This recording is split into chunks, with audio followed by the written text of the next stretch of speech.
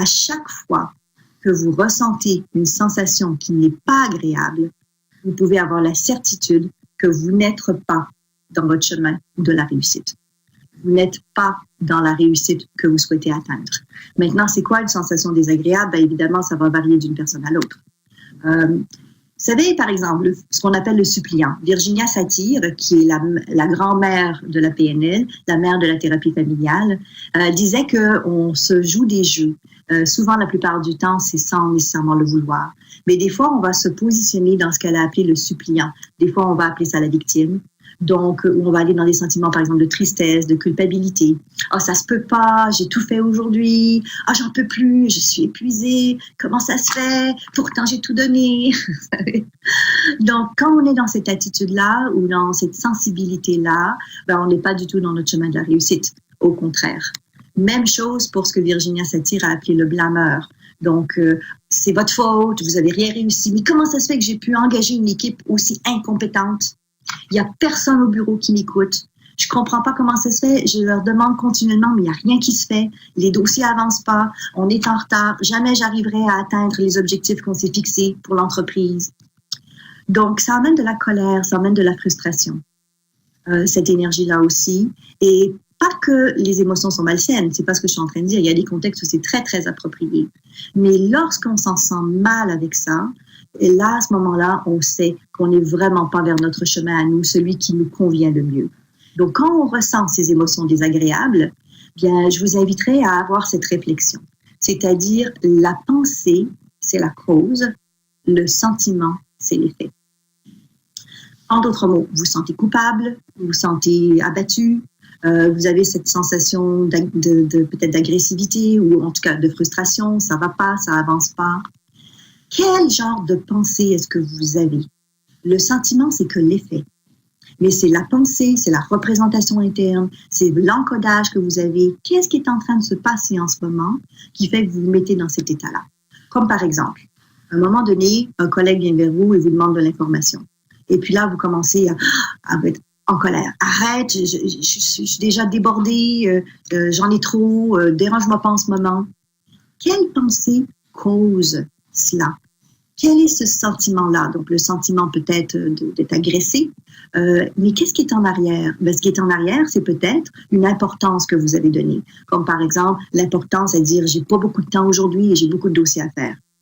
Donc, c'est sûr que si vous partez avec la pensée déjà au départ, au démarrage de votre journée, que vous n'arriverez peut-être pas à faire tout ce que vous avez prévu dans la journée, ben, au fur et à mesure qu'il y a un téléphone qui sonne ou quelqu'un qui vous dérange, ben vous allez vous sentir encore plus tendu, encore plus stressé et évidemment, ça va générer encore plus de frustration.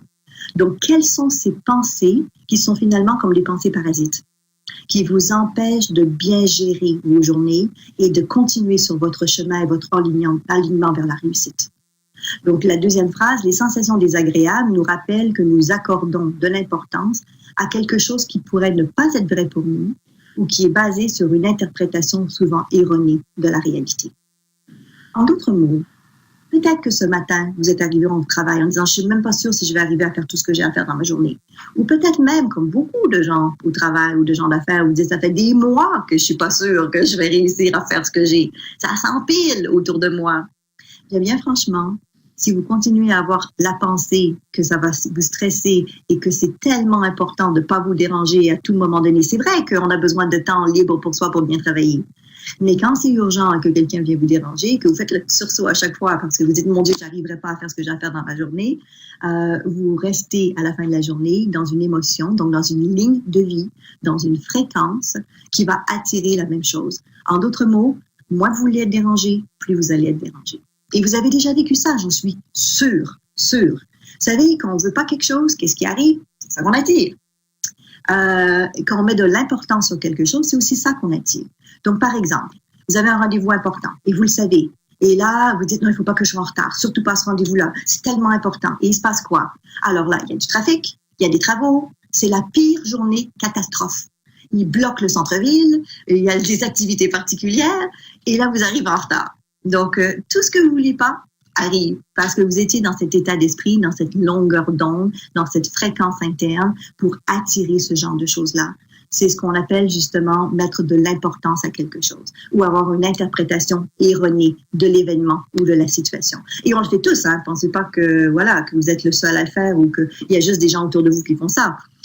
Si vous n'avez pas conscience que vous faites ça, ça ne veut pas dire que vous ne le faites pas. Ça veut juste dire que vous n'avez pas toujours conscience de ce qui se passe à l'intérieur de vous, c'est tout. Donc, on a plein d'obstacles et de barrières à l'intérieur de nous, mais par chance, au miracle, on peut travailler là-dessus et on peut le résoudre et on peut le régler. J'ai appelé ça le vieux disque. Maintenant, j'aurais peut-être dû mettre un micro-sillon, un vieux disque ancien, mais bon, voilà. Même les disques modernes peuvent être vieux parce que ça dépend de ce qu'il y a encodé à l'intérieur. Donc, on parle de ce fameux saboteur interne. Ce saboteur interne, c'est une partie à l'intérieur de nous qui est contre nous. Alors, des fois, ça peut être tout simplement comme la tête dit quelque chose, le cœur va dire autre chose, et puis ce qu'on appelle le gut, le ventre, ou vraiment cet instinct peut dire autre chose. Donc, comme par exemple, ah oui, mon cœur, il veut que j'aille, que je fasse ça dans l'entreprise, c'est important. Puis ma tête va dire, ben non, on peut pas dépenser, on n'a pas d'argent pour ça, non, on peut pas vraiment aller là. Vous savez, le petit comptable d'intérieur. Donc, le saboteur interne, des fois, c'est parce qu'il n'y a pas cet alignement. On revient au mot alignement, s'aligner. Il n'y a pas l'alignement entre notre tête, notre cœur et notre ventre, par exemple, avec les différents cerveaux. On appelle ça des cerveaux aujourd'hui. Les différents cerveaux à l'intérieur de nous. Donc, on est désaligné par rapport à qui on veut vraiment être. J'aime beaucoup donner l'explication de ça en disant, vous savez, si vous êtes 3 partenaires, par exemple, en affaires, s'il y en a un qui ne fait pas son boulot, ben les 2 autres sont mal pris. Et s'il y en a 2 qui font à moitié ce qu'ils ont à faire, ça ne va pas du tout. Et s'il y a une dispute entre les 3, c'est le bordel. Donc, c'est un petit peu ça, ce saboteur interne. C'est-à-dire que c'est différentes parties de nous qui ne travaillent pas toujours en collaboration, même des fois carrément, qui travaillent l'un contre l'autre, parce qu'il n'y a pas cette communication qui devrait être en place pour que le cœur, ce qui est important pour nous, nos valeurs, soit lié à ce que notre mental, notre créativité, notre imagination veut, et lié aussi à notre sécurité, à notre motivation intérieure, à notre désir de faire et de passer à l'action, de mettre en place ce qui est important pour nous. On a aussi des conflits de valeurs. Donc, il peut arriver que je désire quelque chose d'important, par exemple le respect, et que à chaque fois, parce que c'est une importance pour moi, on revient là-dessus, le mot importance, parce que c'est une importance pour moi, ben la vie s'organise pour faire quoi? Me ramener plein de situations où on ne me respecte pas. Vous vous souvenez ce qui arrive? J'ai une interprétation à l'intérieur de moi de quelque chose qui est erronée de par ma distorsion, de par ma généralisation, ma sélection. Je renvoie à l'univers un message qui est erroné. Et l'univers fait quoi? Ben, il me donne ce que je veux. Donc, il va me donner exactement la situation erronée. Donc, si, par exemple, le respect est important pour moi, ben, il y a des grandes chances que je sois confrontée régulièrement à des situations où on me manque de respect, où je suis confrontée au respect pour me positionner et prendre une décision. Donc, faire des choix clairs, des choix importants sur qu'est-ce qui est vraiment essentiel pour moi en termes de valeurs, et puis ensuite attirer vers moi ce qui me convient vraiment, au lieu d'attirer vers moi ce que je ne veux pas ou ce que je ne souhaite pas. Puis ensuite, il y a les faux besoins. Alors, on a plein de clichés par rapport au succès. Je vous disais tout à l'heure, je ne sais pas pour vous, ça veut dire quoi la réussite, puisqu'on a tous, chacun d'entre nous, notre propre définition. Mais il y a beaucoup de clichés sur qu'est-ce que quelqu'un qui réussit au travail, qu'est-ce que quelqu'un qui réussit en affaires, par exemple. Donc, ces clichés-là sont des clichés du succès. Et il y en a plein. Donc, financier ou à l'ambition. Mais en fait, je reviens à ce que je disais tout à l'heure, l'important finalement, c'est quoi? Mais c'est d'accorder tout ça avec nos propres talents, avec nos propres qualités. Mais pour ça, il faut les découvrir, il faut les savoir, et pas être sur le terrain du voisin, et pas avoir ramené son voisin à la maison et être resté chez lui, mais retourner chez nous et découvrir notre lieu, notre environnement, et créer notre lieu, notre environnement comme il nous convient, créer notre être intérieur comme on le veut vraiment, mettre en place ses valeurs, ses attitudes et ses croyances aidantes comme on le veut. Puis évidemment, il y a les obstacles des peurs. Alors là, on en a des tonnes. La peur de ne pas réussir, de ne pas avoir de clients, que ça ne marchera pas, qu'on ne sait pas comment, qu'on n'y arrivera jamais, que ça traîne, ça dure, c'est pas possible, l'économie. Vous savez, il y a tellement de choses sur Terre chaque jour, chaque seconde, qui peut nous inquiéter ou nous faire peur. Maintenant, la peur peut être saine parce que ça peut être aussi une stimulation et puis c'est important de dépasser nos peurs, d'aller vers vraiment notre propre réussite. Mais il arrive des fois que la peur nous immobilise. Et c'est dans des cas comme ça que c'est une barrière et c'est une barrière à surmonter, à dépasser, à aller vers autre chose. Puis bon, il peut arriver aussi le manque d'amour, le manque de respect pour soi. C'est pas parce qu'on est en affaires qu'il faut pas penser à soi. Donc, l'amour de soi, ça, c'est essentiel. Toutes ces pensées intrusives, c'est-à-dire toutes ces idées. Je ne sais pas si vous avez remarqué dans une journée le nombre d'idées ou de pensées que vous avez qui ne sont pas les plus aidantes au monde pour vous. Comme par exemple, mon collègue devrait faire ceci. J'aurais dû. Il faudrait. Vous savez, toutes ces choses-là, j'ai pas encore fait telle chose, mais je sais que c'est important.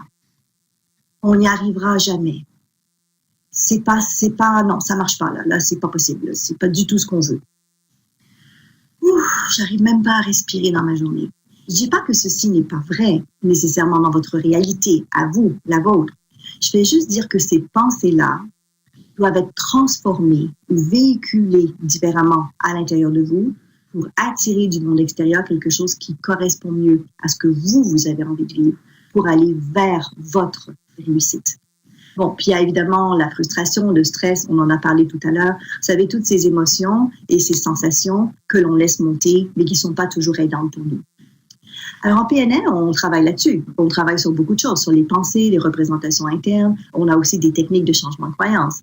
Donc, j'aime bien, quand je suis à l'étranger, reprendre un petit peu cette croyance-là du Québec. Donc, pour les gens qui ne sont pas au Québec, peut-être c'est la première fois que vous le voyez. On a cette tendance au Québec, surtout en affaires, vraiment, à dire qu'on est né pour un petit pain. Voulant dire qu'on n'a pas beaucoup de tranches à donner à tout le monde, voulant dire qu'on n'aura jamais d'abondance, voulant dire qu'on ne peut pas générer plus d'argent que le minimum qu'on a. Donc, ces croyances-là sont des croyances qui sont liées à nous-mêmes, mais des fois dans le transgénérationnel, c'est-à-dire qu'on a pris sur nous, consciemment ou inconsciemment, de la famille, des gens autour, on a adhéré à certaines façons de penser, mais pour toutes sortes de raisons. Encore une fois, juste par affiliation familiale, même sans le savoir, parce que on apprend, on modélise en fait les gens autour de nous. Mais ce qui est embêtant là-dedans, c'est que certaines de ces croyances-là que vous avez et que nous avons peuvent être rendues inconscientes. Et même quand elles sont conscientes, à ce moment-là, il faut de toute façon les changer si on veut atteindre notre réussite. Donc, un jour, dans une formation, il y a une participante qui avait cette croyance-là, je suis née pour un petit pain. Et je lui demande, mais qu'est-ce que tu aimerais croire à la place? Quelle serait ta croyance de remplacement? Et elle m'a répondu, je vais marier le boulanger. Donc, c'est sûr que tout le monde est parti à rire dans le groupe parce que c'est cocasse et c'est mignon en même temps. Mais quand on parle de changement de croyance, il faut que ça dépende de nous. Donc, ramener ça à soi. On ne sait pas le boulanger, premièrement. Et on va pouvoir le marier. Et puis ensuite, est-ce que ça va durer, ce mariage-là? Donc, rien de mieux que de compter sur soi. Et elle a reformulé à ce moment-là sa croyance pour qu'elle dépende d'elle en disant, au lieu d'être née pour un petit pain, j'aimerais croire, parce qu'elle n'y croyait pas encore, mais j'aimerais croire que je suis née pour plusieurs pains. Comme ça, si j'en ai plus, je vais pouvoir les distribuer. Et d'autres personnes dans le groupe ont eu des idées aussi. Il y en a un qui dit, moi, j'aimerais croire que je suis née pour devenir boulanger. Un autre a dit, moi, je veux croire que je suis née pour avoir des boulangeries. Et pas juste une, mais plusieurs boulangeries. Et là, tout le monde est parti avec ses idées. Je vais être franchisée, je vais en avoir plein. Donc, ces croyances-là qu'on a à l'intérieur de nous, comment les changer? Et en PNL, on a plein d'outils, plein de techniques pour générer des changements de croyances. Donc, vous voyez en ce moment cet homme qui est dans cette réflexion, cette analyse, cette pensée. Il veut générer quelque chose. Donc, il sait qu'il a des vieilles pensées, il sait qu'il a des croyances qui ne sont pas aidantes. Et là, il va faire ce qu'on a appris à faire très souvent, à générer une pensée constructive. Donc, OK, je vais penser à ma réussite. Là, je focalise, réussite. Comment je vois ma réussite? Comment j'encadre ma réussite? Mais en fait, la pensée seule ne suffit pas à créer la réussite. Elle peut contribuer, bien sûr, mais des fois, elle contribue aussi à générer ce qu'on ne veut pas. Comme je vous disais tout à l'heure, si je dis, par exemple, je ne veux plus vivre ça, qu'est-ce qui va arriver? Il y a des grandes chances que l'univers me ramène exactement ce que je ne veux pas. Parce que l'univers est généreux. Il va me donner exactement ce que je ne veux pas. Je me souviens, il y a plusieurs années de ça, j'avais donné des formations en PNL pour les prisonniers. Et oui, là aussi, il y a des besoins partout. Besoin de communication. Et je leur posais des questions sur qu'est-ce qui les avait emmenés en prison, qu'est-ce qu'ils avaient vécu et tout ça. Et un m'a dit, tu sais, moi, quand j'étais petit, mon père me disait toujours, t'es un bon à rien, tu ne feras rien dans la vie, tu vas juste te ramasser en dedans. Et il dit, j'ai fait exactement ça. C'est pas nécessairement qu'il voulait faire ça, mais c'est ce que son papa lui a dit et il a été pris dans cette énergie, dans cette façon de penser et il a fait exactement ce à quoi son père s'attendait de lui.